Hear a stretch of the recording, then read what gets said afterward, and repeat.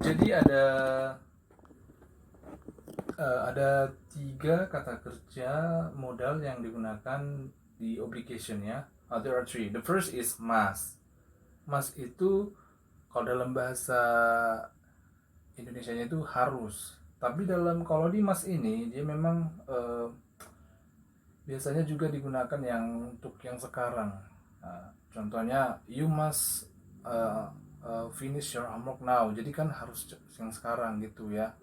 Bisa juga ini you must be 18 or older to vote. Jadi harus 18 tahun atau lebih untuk bisa memberikan hak suara, contohnya dalam pemilihan umum ya. Dan juga you must respect your parents ya, itu pasti, jadi harus menghargai orang tua. Ini juga yang harus ya, yang ibaratnya lebih kuat, mas itu lebih kuat, stronger than the others ya. Okay, the second is should. Should itu misalnya dia akan ada, should itu ada karena mungkin ada problem sebelumnya or situation, contohnya I got headache. Jadi I got headache itu kan sakit kepala, saya sakit kepala. Jadi mungkin ada respon atau advice dari orang lain. Jadi kalau sakit kepala, berarti you should take a medicine or you should take a rest, tergantung situasinya ya kan, depends to the situation. Jadi uh, mau yang istirahat atau minum obat itulah, tapi dia lebih versi rendahnya dari must itu ya. Yang ketiga have to, itu versi must juga hampir sama, tapi penggunaannya itu bukan hanya sekarang tapi juga bisa untuk yang akan datang. Jadi kalau tadi kan kalau must itu, must ini lebih yang harus sekarang juga, tapi kalau yang have to bisa yang sekarang, bisa juga yang akan datang gitu. Contohnya juga di sini kan, she has to finish the report by 5. Jadi kan dia harus menyelesaikan laporannya jam 5. Kalau jam 5 kan berarti masih agak bisa dikasih waktunya gitu kan. Nah, jadi itulah, seperti itulah kira-kira maksud dari have to ini penggunaannya gitu. Oke? Okay? Next, structure. Pasti di structure juga harus ada penggunaannya yang formulanya di positive obligation. Ini bentuk positif ya. One, subject plus must plus verb. Jadi setelah must pakai verb, verbnya terserah mau tadi seperti you must respect itu kan kata kerja, menghormati ya kan.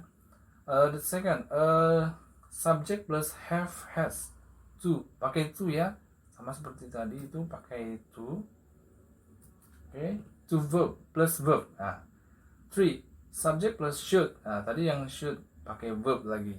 Okay, ini contohnya you must finish your homework. Ini saya lupa tadi buat now, jadi yang harus sekarang dikerjakan. Jadi itulah bedanya must dengan have to. Memang sama-sama wajib atau harus, tapi kalau must itu digunakan untuk yang sekarang. Oke, second, you have to come on time.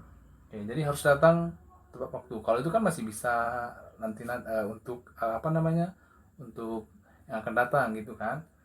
Oke, three, you should take a rest. Jadi kamu harus sebaiknya istirahat gitu. Jadi karena mungkin terlalu capek gitu kan. Oke, structure ini tadi, maaf tadi saya buat terusnya ini negatif. Jadi negatif obligation itu cuma tambah not saja, subject plus must plus not plus verb. Juga ini subject plus do, does, did.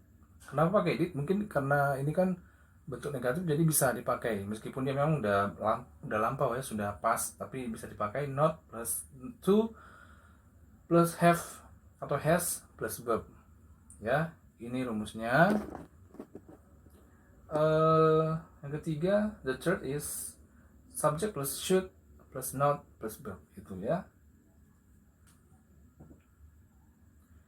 Oke, example-nya contohnya nih. You must not help him. Jadi tidak harus bantu. Mungkin dia udah bisa, jadi nggak harus dibantu. Mungkin dia jadi tidak wajib, tidak harus. You do not have to wake up early. Jadi tidak harus bangun cepat. Mungkin ada suatu pemberitahuan sebelumnya, jadi tidak harus bangun cepat. 3, you should not bring the book. Jadi tidak harus bawa buku, sebaiknya nggak usah bawa buku gitu ya.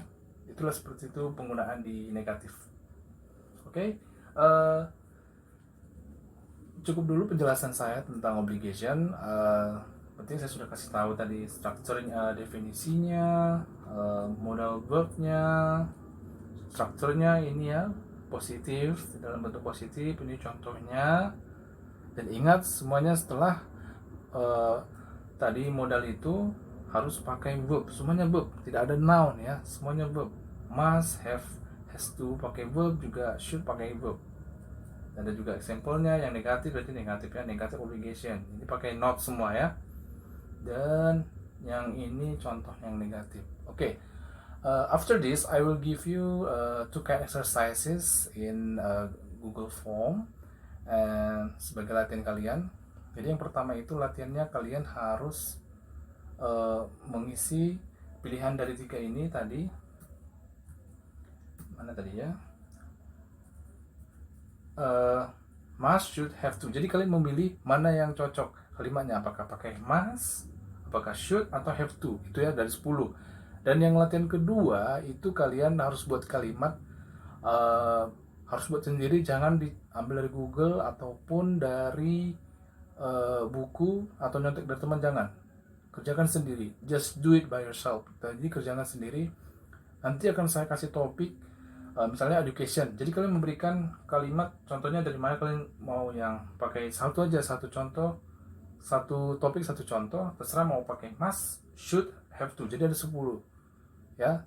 Jangan googling, harus jujur ya, kerjakan sendiri. Okay? I think that's all my explanation about English learning today. Thank you for your attention and see you next time.